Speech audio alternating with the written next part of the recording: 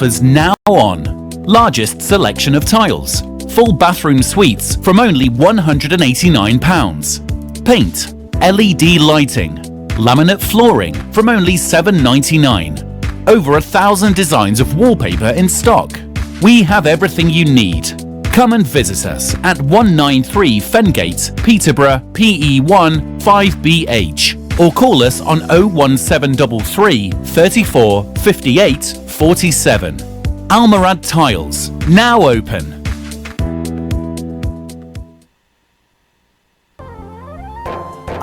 In the mood for some authentic Desi food? Try Desi Restaurant on Lincoln Road. Start your day right with our Desi breakfast. Every day from 7 a.m. to 1 p.m. Halva puri, channa, nihari, paya, paratha and omelette. Need a tasty lunch? Every day 1 to 4 p.m. we've got fast food, pizzas, kebab sandwiches, tandoori dishes, balti dishes, biryanis and much more. We're also open every evening 5 p.m. to 1 a.m. Try our Desi Tawa special or our fresh handi, 1 kg chicken or lamb on the bone, cooked to order.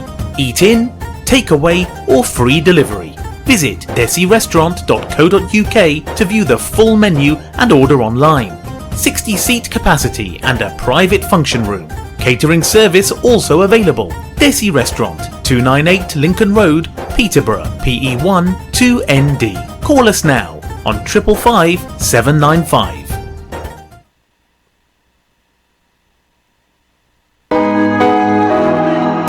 Broadcasting 24 hours a day, 365 days a year. This is Salam Radio. This is Salam Radio at just after 5 p.m. on Thursday, the 5th of December. Welcome to Community Matters, the radio show for all communities across Peterborough and beyond, with me, Adrian Holdstock. Community Matters asks questions that matter to our community life. After weeks of rain and now frosty nights and clear days, we've got some travellers on the show tonight who've been to warmer places. And my first guest is with me in the studio. He is the Bishop of Peterborough, Donald Alistair. Adrian, hello. Hello, welcome. If it's all right if I call you Bishop Donald? That's fine. That's wonderful. Well, now, I said that we've got travellers in the studio, and I'm keen to hear about your recent trip to, is it called Israel, Palestine? I call it Israel-Palestine. Mm-hmm. Lots of people call it different things. Mm. And, of course, it's also known as the Holy Land. Yes. Yeah. And in some cases, for ease, I say that the land where Jesus lived, or the places where Jesus knew, which Jesus knew. Mm. Because that's why I take trips there. Sure. So you were leading a trip? I led, there were 49 of us in the end. Oh, gosh. And we were there for 8 days in October. Mm-hmm. That sounds just about the right time of year. It is. I've been a number of times, and basically the spring and the autumn are okay. Mm. The summer's too hot and the winter's too wet. And what did you see? We stayed for 3 nights on the shore of Lake Galilee, where a lot of Jesus' life and ministry took place. He based himself, he was brought up in Nazareth, a small town near Lake Galilee, but most of his ministry was based around the town of Capernaum on the northern shore of that lake. It's not really a lake. It is a lake. We sometimes call it the Sea of Galilee, which is wrong. It's an inland lake. Fed by the River Jordan, and the River Jordan feeds out of it. I think on my visit to the Holy Land, that was the most impressive because it was so natural and must look today as it did when Jesus was there 2,000 years ago. Very much so, and they're still digging up some of the sites of towns. Magdala, which was quite significant in Jesus' day, has been not known until the last dozen years, and they've now excavated a sizable town, a synagogue, and much else in Magdala. So we spend time looking at that sort of thing. But the northern shores of Israel of Galilee are pretty untouched and not far from what Jesus knew, apart from the traffic. and the number of pilgrims or tourists. Yes. Where else did you get to see? We travelled through the West Bank. The language is complicated sometimes. West Bank would like to be the nation of Palestine. It isn't yet recognised as such by the United Nations, though from time to time it gets close to that. It's sometimes called the occupied territories because Israel conquered much of it in 1967, though it had been set up in 1948 when the State of Israel was created. The West Bank area and Gaza were carved out to be a Palestinian homeland, but it's never actually achieved statehood yet, though personally I hope it would one day. But we travelled through the West Bank and some of the towns there, particularly Nablus, which used to be called, a long time back, Shechem, and was where Jacob dug his well a long time, 3,500 years ago. And Jesus drank from that well and met a woman. It's a very famous story in the New Testament about that. And you can still haul water up with a pulley through a bucket, and the water is clean and cold and lovely. The same well that's all that old that Jesus had a drink from. So it's wonderful to go there. Sure. And through West Bank areas to the city of Jericho, which I'm told is the longest continually occupied city in the world, 11,000 years. Yes. And just near there, the River Jordan, where we go to the site where Jesus was baptized and renew our baptismal vows as Christians. I take largely Christians on my trips. And then to stay 2 nights in Bethlehem, which is also West Bank occupied territories, Palestinian rather than Israeli. And Bethlehem matters to us very much as the site of Jesus' birth. But also now there are quite a few big Christian charitable groups running orphanages and hospitals and so on. So we don't just go to visit the sites Jesus went to, we go to support Christian work, and particularly Palestinian Christians in the West Bank, and to meet them, and that's really important. That was something I never realised until I did my first visit to the Holy Land, that Palestinians, by and large, the majority are Muslim, but there's quite a significant minority that are Christian.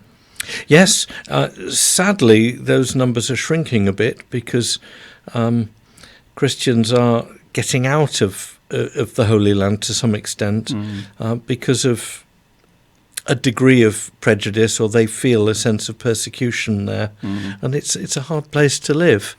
So the numbers are going down, but there are a few places in Palestine, the West Bank, which are majority Christian, and not surprisingly, maybe Bethlehem is one of them. I believe that's one of the places where there is always a Christian mayor. I wouldn't be surprised. I didn't know that, but I certainly wouldn't be surprised. The majority of people who live there are Christian. And then, of course, you must have visited Jerusalem. We did. We also tried one of the West Bank places, which I like to take people if I can, is Hebron, which is really important. The tombs of the patriarchs for Muslims as well as Jews and Christians are there, particularly Abraham and Sarah's tomb, but also Isaac and Jacob, their wives, and Joseph. So hugely significant place, but it's a very divided place and a very tense place, and the security situation was such that we couldn't get in this time. So we gave that a miss. But we still had 3 days in Jerusalem and around Jerusalem with much to see and do. Indeed. What's the highlight of being in the old city of Jerusalem? In many ways, it's just feeling the sense of that city. Obviously, the most likely sites of the crucifixion of Jesus and of his tomb and empty tomb and resurrection are there. But also many of the miracles he performed. I've got the pools of Siloam, and and the walk that he did on his last day alive, the Via Dolorosa, the walk of sorrow or sadness. This is where he carried his cross. Where he carried his cross up the hill to the hill of Golgotha, where he was crucified. But sights to do with the night before. I think my favourite thing is to walk down the Mount of Olives towards Jerusalem and the Garden of Gethsemane, where Jesus prayed on the night before he was killed the next day. You can still book a private time in that garden. So we spent an hour in the Garden of Gethsemane, still full of olive trees, just as a group, just us. And we prayed and worshipped there and had quite a long time of silence, thinking about that particular event. Is it actually possible that the olive trees there, I know they're enormous and very old and knobbly, could they be as old as the time that Jesus was there?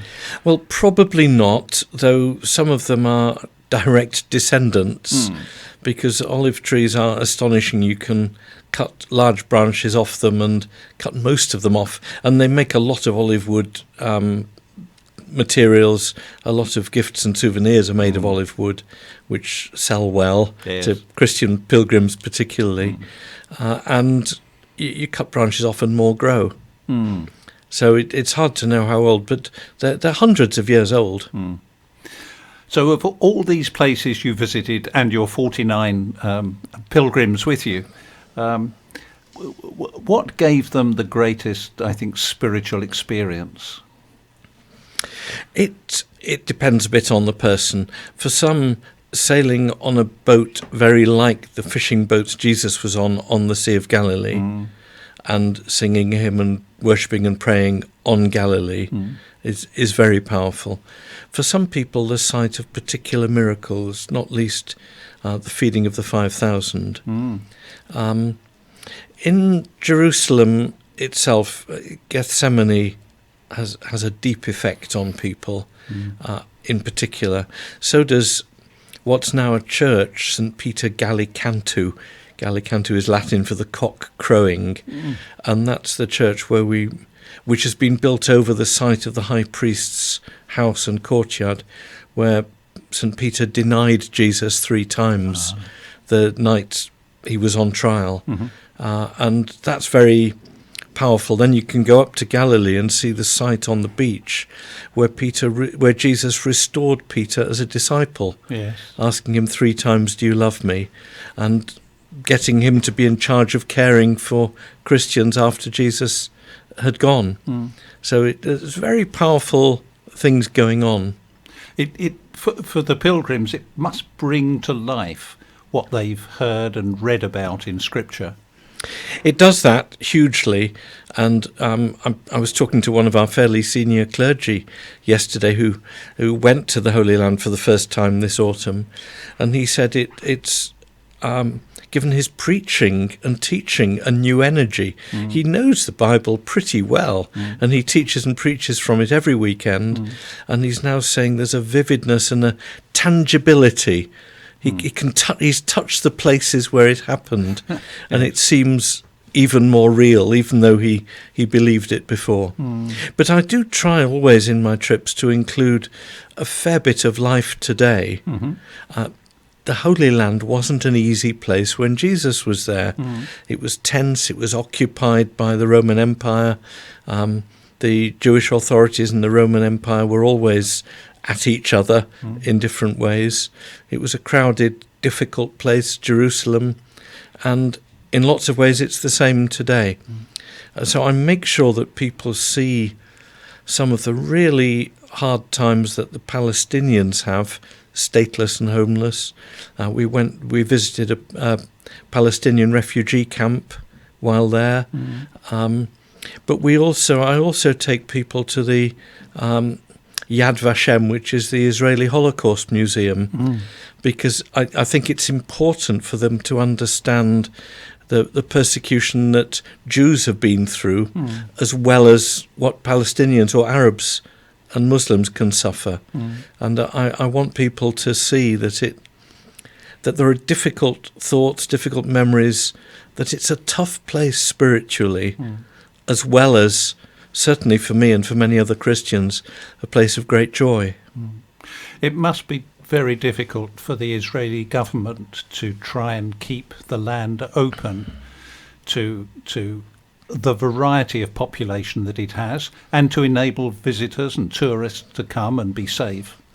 It is. The Israeli government wants tourists, which inevitably largely means Christian pilgrims from all around the world.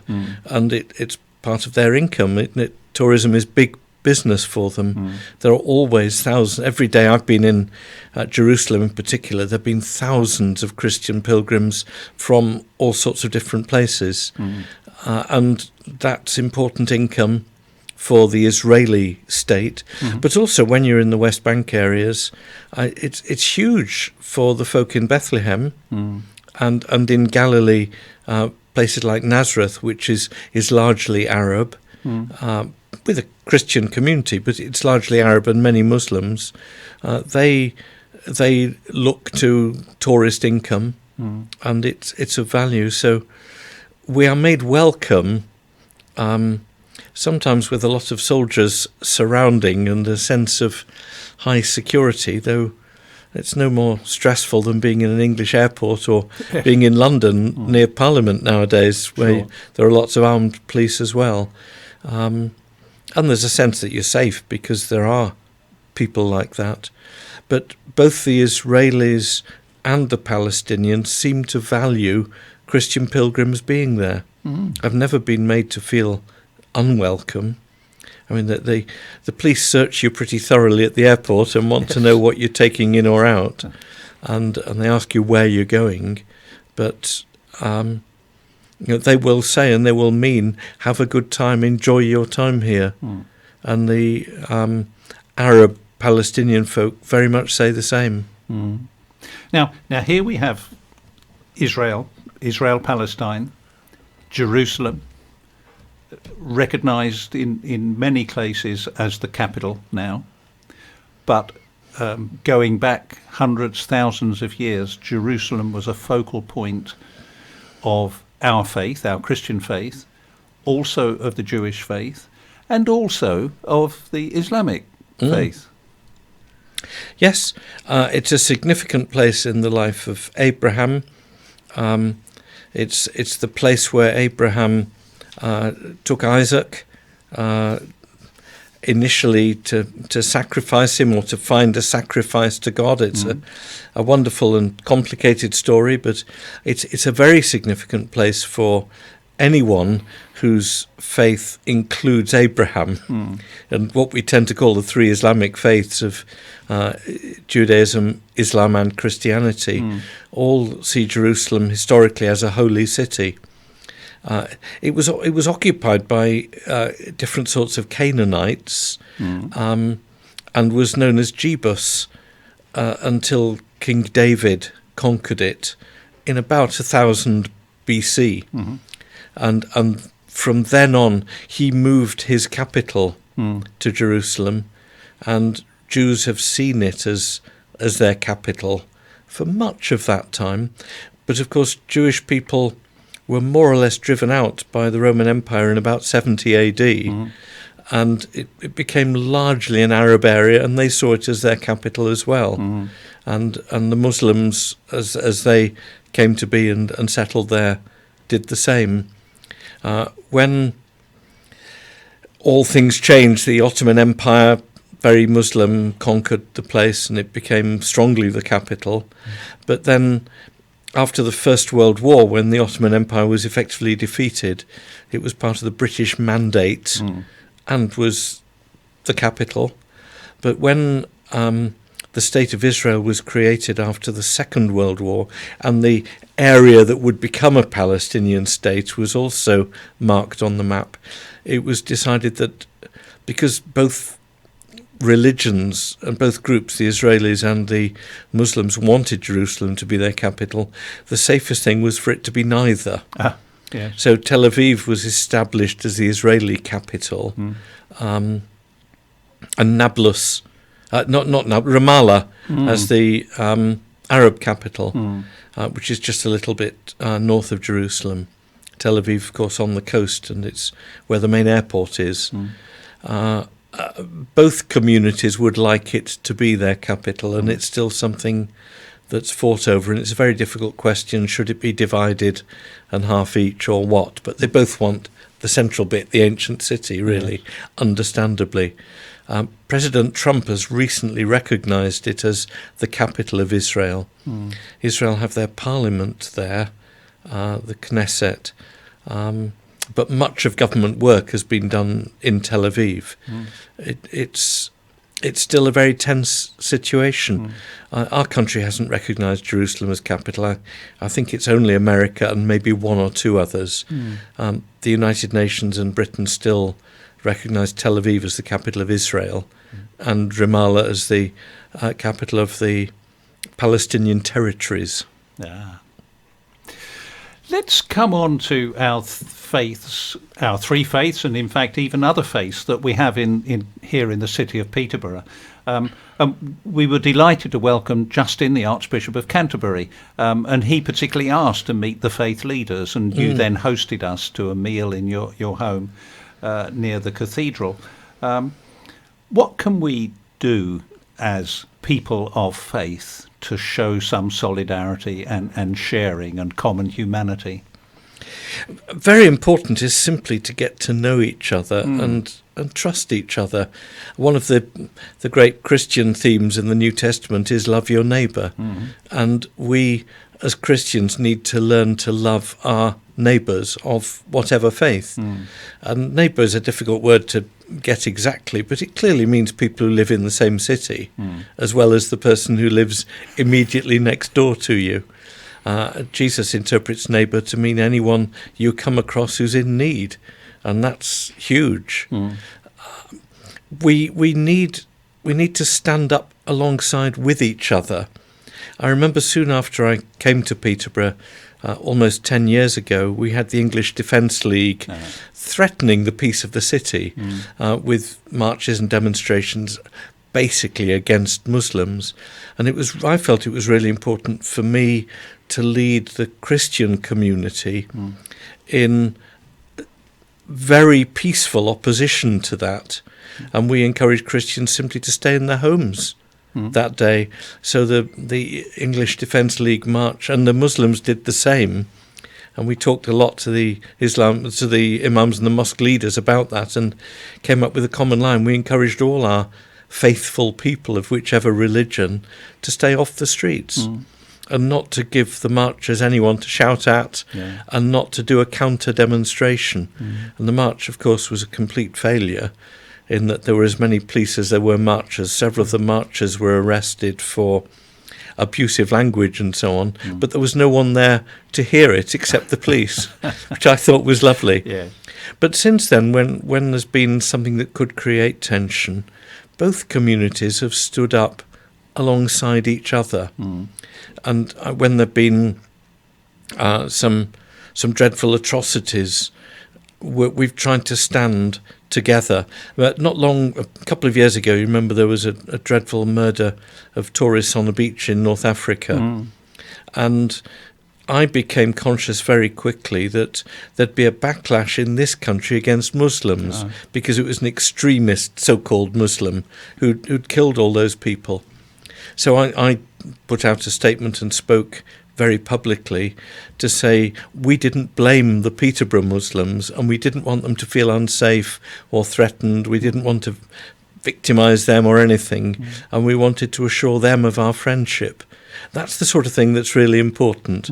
If any of the religious bodies or communities is being persecuted or got at by ignorant people or by people who don't like religion, we want to say we stand together. It doesn't mean we share exactly the same beliefs. We don't. We respect each other's differences, but we stand together for freedom to pray, freedom to worship, freedom to believe, and freedom to live together in peace. Now, Christmas is a busy time for church leaders, and people say to me, "Oh, Vicar, you must be so busy this Christmas." And I think, well, no more than any other week. But do tell us on Christmas. I think you do something special on Christmas Day. I do. Well, Christmas Eve, midnight, I always lead the big midnight Christmas service in the cathedral. But people who go to the cathedral on Christmas morning expecting to see me won't, because I shall be in one of the prisons in our diocese, as I always choose to be on Christmas Day. This time it'll be Stocken Prison in Rutland. At the moment we've got 2 prisons in the patch I cover. One is Peterborough. They're building a huge new prison in Wellingborough, which is in my patch, so I'll be visiting there as well. But I visit each of them more than once a year. But on Christmas morning each year I'm in one of the prisons, leading services for the prisoners, talking to the prisoners and talking to the prison staff as well. Oh, that sounds like a really valuable ministry. And people who might otherwise feel forgotten. Well, I think so, and I hope so. Prison isn't an easy place any time, certainly not at Christmas. For example, they get a Christmas meal, but it's not on Christmas Day, because they're running with as small a staff as they can cope with, really, on Christmas Day. And if things are tense, prisoners may still be locked in their cells for some or much of the time. It's not an easy place to be. It isn't meant to be an easy place to be. Well, no. But I want prisoners to know that people care for them. They've gone wrong. They need to be in prison. There's a good reason they're there. We don't in any way applaud what they've done. But part of the job of prison is to rehabilitate people, enable them to come out into the community safely and as good citizens one day. And contacts from people like me and others from the community who go in and visit them and treat them as human beings are really important as part of rehabilitation. Surely. And as we say, every human being is made in God's image and has that capacity to be good. And we've all fallen from it and sometimes not been good. No. And sometimes some have gone further and some have been caught. Sure. And we need to deal with punishment and so on, and to protect the public, yes, of course, but equally continue to value those people as people. Well, our time is running out, Bishop Donald. Thank you so much for joining me. I do hope we can meet again and talk further about your work, perhaps in the House of Lords. I'd look forward to that. Thank you, Adrian, and happy Christmas to everyone. Thank you. Stay tuned to Salam Radio after this short ad break. It doesn't take much to bring some difference. You give some change, which makes a change. Because nothing gets mileage like a charity. Just a little change turns into a chain. And before we know it, the results are massive. So give a little to make a big difference. For donations, call now. UKIM 0207 387 2157. Had a car accident or an accident at work? Accident specialists are experts in no-win, no-fee accident claims. Leave the hassle to us. Our multilingual settlement experts will manage the entire claims process on your behalf, with nothing to pay up front. We provide services such as credit hire, taxi vehicles, recovery, storage and much more. For full details on our range of services and a free consultation, call us on 01733 555 774 or visit our office at 249 Lincoln Road opposite the NatWest Bank. Accident Specialists. Start your successful claim today. Do you own a restaurant or takeaway? Cater Fair is an expert supplier of new and used commercial catering equipment. Visit caterfair.co.uk for quality equipment on sale at the lowest prices, or call us on 01733 310 115 or visit us at 11 Royce Road, Fengate, Peterborough.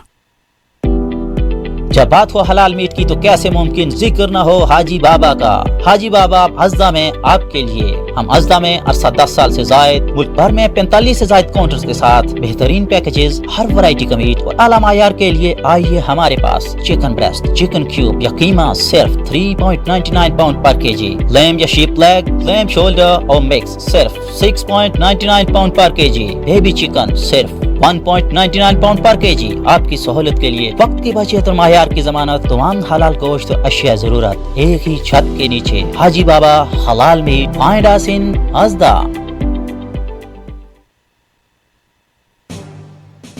Salam Radio presents General Election Hustings, Thursday the 5th of December, 8 to 10 p.m. at the Allama Iqbal Centre, 157 Cromwell Road, PE1 2EL. Doors open 7:30 p.m. for a prompt 8 p.m. start. All are welcome. Please arrive early to avoid disappointment, as entry will be forbidden when capacity reached. Broadcast live on Salam Radio 106.2 FM and online at salamradio.co.uk. Watch live on Salam Radio Facebook, Twitter and YouTube. General Election Hustings, presented by Salam Radio, Thursday the 5th of December, 8 to 10 p.m. at the Allama Iqbal Centre, Peterborough. Feel like some great tasting chicken tonight? Great meal deals, wraps, burgers and sides. We've got it all at Chicken Palace. Call and collect at 302 Lincoln Road on 01733 702 447 or 8 Park Road on 01733 343750. Chicken Palace, open 11 a.m. till late. My mum. I love my mum. My mum loves me. Loving and caring is her speciality. She prays to Allah for the Ummah's health, reading the Quran before I sleep. I love my mum. My mum loves me. So thank you, Allah. She does a lot for me. Broadcasting 24 hours a day, 365 days a year. This is Salam Radio. And welcome back live with me, Adrian Holdstock, on the Community Matters show. We've just said a quick farewell to Bishop Donald, the Bishop of Peterborough. He's not only the Bishop of the city of Peterborough, but Peterborough Diocese, which goes all the way down into Northamptonshire and the great city of Northampton as well. He's also a bishop in the House of Lords, and there's many more things I would have liked to ask him. But of course, we concentrated on his travels to Israel, Palestine and the Holy Land. And I did promise you that we would have more travellers in the studio with me. And here are my guests. It's the Holy Family and their visitors in the crib scene from the story of the birth of Jesus in Bethlehem. And Donald was telling us about his visit to Bethlehem during his time in the Holy Land. Now, they're a little shy, and they've asked me to introduce them and speak on their behalf. So let's find out who we've got here. We've got, I think this must be Mary. Mary's often seen wearing blue, and with her is Joseph. He's got a beard, and here in the little crib is a feeding trough filled with hay, and here's the baby Jesus. These are all beautifully knitted creatures by somebody called Marion in our Church of St. Mark's. Stand up, Mary. We've got the sheep. We've got a very large donkey. I think he's been eating too much. Who have we got here now? I think we've got... I know, that's Joseph, because this one with the crook is the shepherd. And then we've got some wise men. Well, two of them are wise and one of them isn't, because two of them on these cold nights have got woolly hats. And there's one who's forgotten his woolly hat. And those are our guests tonight to tell us about their travels. And this little display is called a Posada. It's a tradition that comes from Mexico, And they celebrate in Mexico the Posada for the 9 nights leading up to Christmas. And in England, we extend that to give more people a chance to experience the Posada. But what happens in the Mexican tradition? Posada is a Spanish word that means inn or shelter. And in this tradition, the Bible story of Mary and Joseph's journey to Bethlehem and their search for a place to stay is reenacted. The tradition also involves a special song as well as a variety of Mexican Christmas carols and celebrations. And what happens in Mexico is that somebody will host the Posada for that night, and their guests will come as pilgrims, and they'll be kept locked out of the house until they've sung the first part of the song, and the owner of the house plays the role of the innkeeper and finally lets them in to enjoy the festivities that night. I'm not quite sure I can imagine having a party every night for 9 nights before I've even reached the festive day of Christmas. Now, in England, we can have a Posada party, but what we tend to do is to extend the event over the whole season of Advent. Advent, that's a funny name. That's the few weeks of expectation of the coming of Christ. Not only the first coming of the baby Jesus born in the manger, which is celebrated at Christmas, but the second coming of Christ, which has been forecast by God's prophets at the end of the age when we will be judged. Now, everyone in church is given an opportunity to sign up for the Posada to receive it for up to 24 hours, and they can not only have it at home and show their friends, but they could take it to the coffee shop or the place where they work. In fact, one of St Mark's church members is a school teacher, so she's already taken this Posada along to her children at school. And tonight, as you can see, St Mark's Posada is here in Salam Radio Studio with me. I wonder if this is the first time a Posada has ever featured on a community radio show in our country. Let's look in a little more detail at the stories each of our church family can tell us. Joseph, perhaps you could start the story.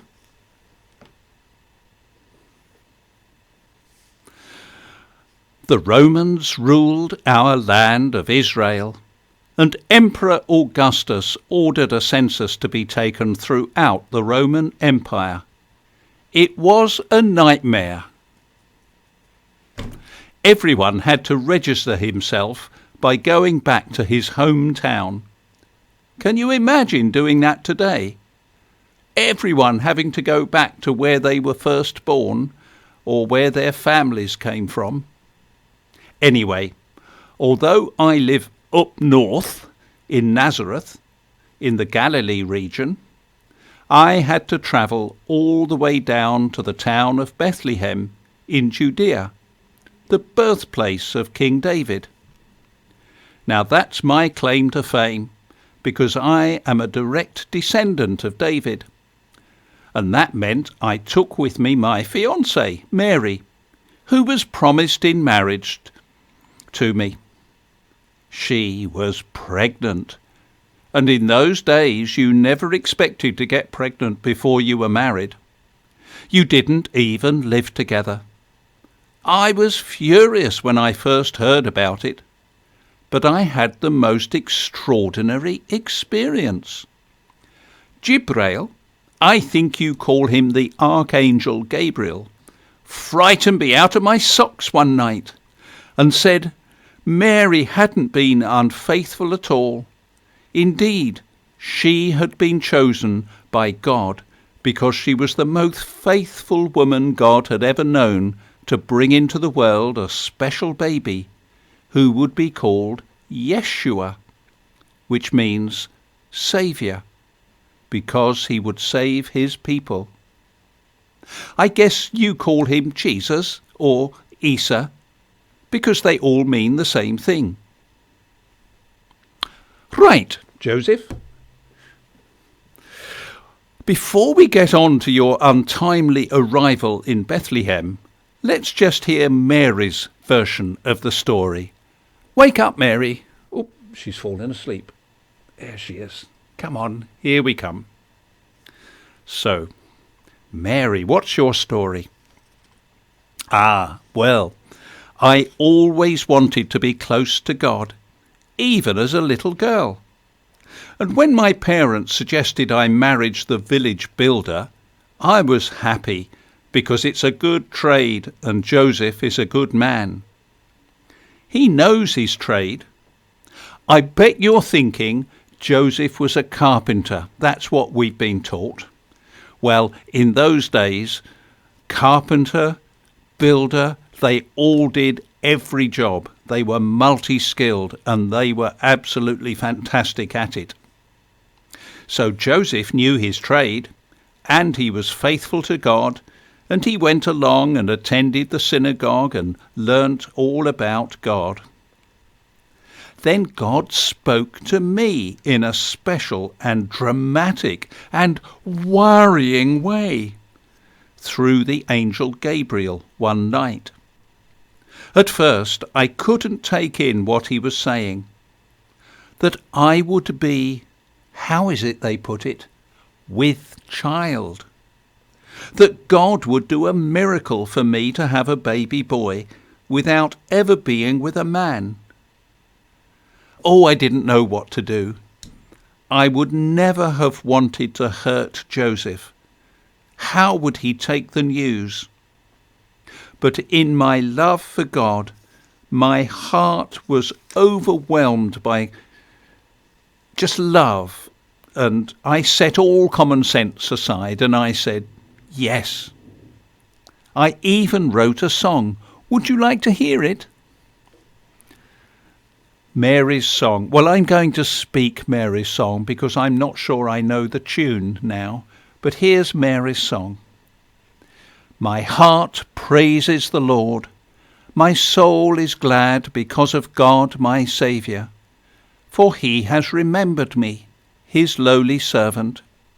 From now on all people will call me happy because of the great things the mighty God has done for me. His name is holy. From one generation to another he shows mercy to those who honour him.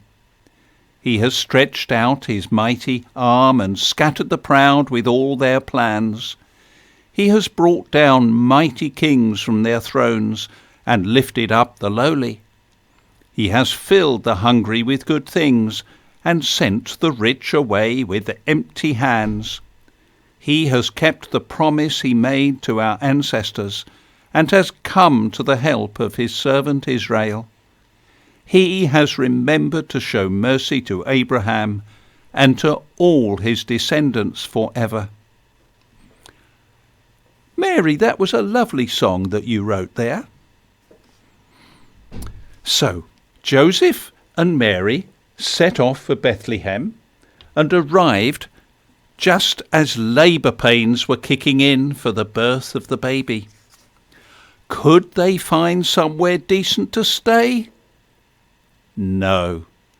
Everywhere was full, all because of the census. Do you know, it seems strange that 2,000 years later, we still have people who can't find somewhere to lay their head where it's warm and dry and safe overnight. I can't see the innkeeper. I think he's probably in the back doing the washing up.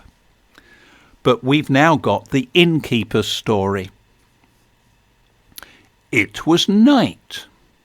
Mary said, "I am so tired," as she rode on a donkey. Oh, we've got the donkey here. As she rode on a donkey with Joseph walking by her side.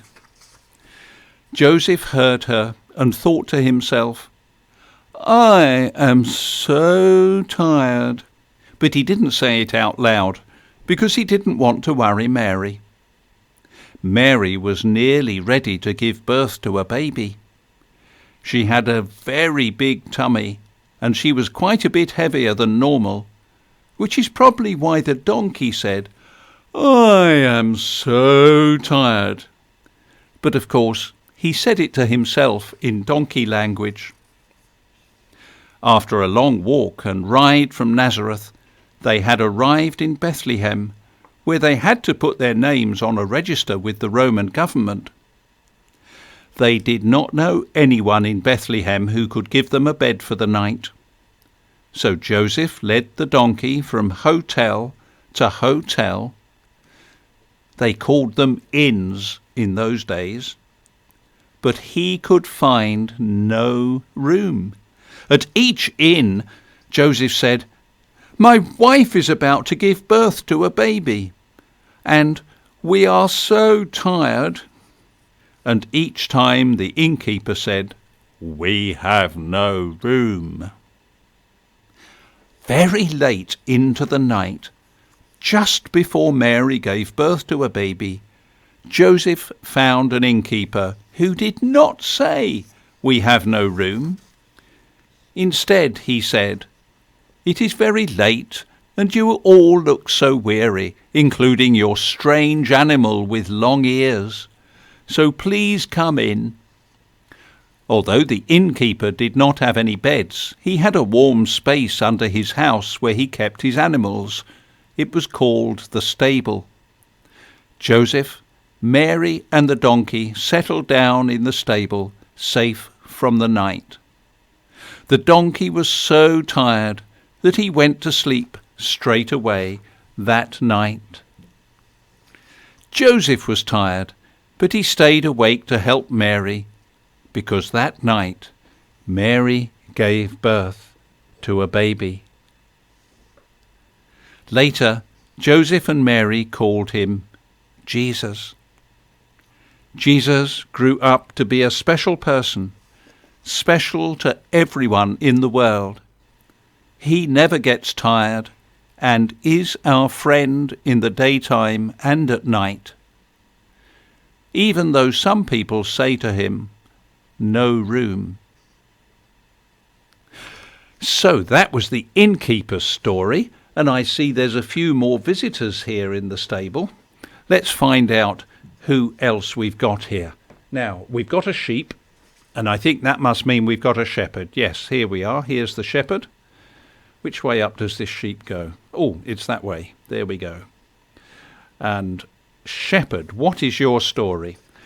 Gosh, well, says the shepherd, there we were, keeping our sheep. Do you know what?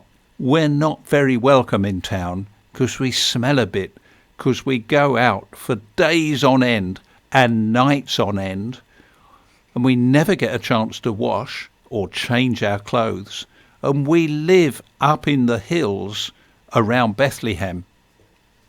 And so there we were, guarding our sheep. We could just about see them from the light of the stars and the moon. And then suddenly it sounded as if the wind had died and everything went still. And there was something much brighter in the sky. It was like angel glitter. And we heard a voice coming from this angel glitter saying to us, "Do not be afraid." Well, what a stupid thing to say. We were terrified, and the more they spoke and the more they glittered, the more terrified we were. But what they then said was, actually, we're from God, the God you know, the God you worship, and we're here to tell you about God's promise coming true. Down in the town of Bethlehem, in a stable, God's promised child will be found with Mary and Joseph. And we looked at one another and we thought, it can't be. We've been waiting for hundreds of years for this to happen. How come it's happening now, in our time, when we're on duty up in the hills looking after the sheep? So do you know what we did? We abandoned the sheep, except this one. I brought this one with me. But we left the other sheep up there, and we hurried down into town, never mind that people didn't like to see us, and we found our way to the stable, and we came and we saw the baby, and we met Mary and Joseph, his mother and father, and we said, we've just been sent by a whole team of angels who told us not to be afraid. So here we are. So that's the shepherd's story. Now, what else have we got in here? We've got 3 visitors. 2 of them have got bobbly hats on, which means that they're quite wise. They knew it would be cold and they've kept their heads warm. And this naughty little wise man has lost his hat. Oh, no, he hasn't. He's holding it in his hand. We'll have to find out about that. There we go. So the wise men, what's your story? Ah, said the wise men, we were way over in the east. Which way's that? Oh, it's over here. Okay. And we thought that the maker of the universe would send us a special sign in the heavens. And the maker of the universe shows us signs in heavens with things like meteors and comets and moon and so on. And one day, well, actually, no, it wasn't in the day, it was in the night, we looked up into the stars and we saw this strange star that we'd never noticed before. And it was very slowly moving west. So we travelled west. Come on. There we come. And the third one. Right. We travelled west. But we didn't know where to look for this special event. So we went to Jerusalem, the big capital city of the time. And we went to the king, King Herod. And we said to the king, so we've heard that God is sending a new king. And we want to come and find him and say, welcome to this world. Well, do you know what? King Herod wasn't best pleased.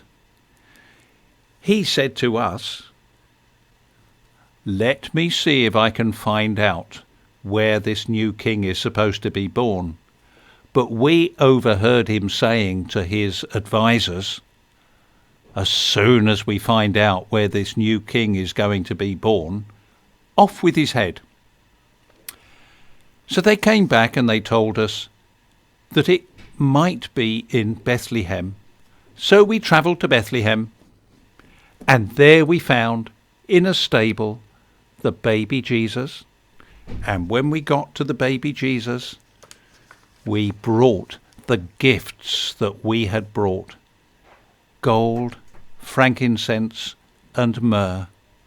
And those 3 gifts have mean something.